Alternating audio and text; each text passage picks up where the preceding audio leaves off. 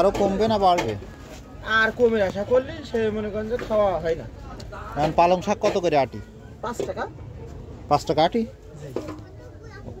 কালকে আমি 10 টাকা আটি কিনলাম গ্রামে। তো আপনি নিরীহ লোক, আপনার আমি জানি। আর সবাই আমার মতন পাগল ঝগল না তো। আর বেগুন হলো কত? বেগুন 20 টাকা দিন নাকি? হ্যাঁ 20 টাকা। আর মেসড়ি কত? 10 টাকা পোয়া নি, ওটা 10 টাকা পোয়া। কসি তার মানে 40 টাকা কেজি মেসড়ি, তাই তো? 10 টাকা পোয়া, 10 হাফ কেজি 20 টাকা। আর সিম কত করে?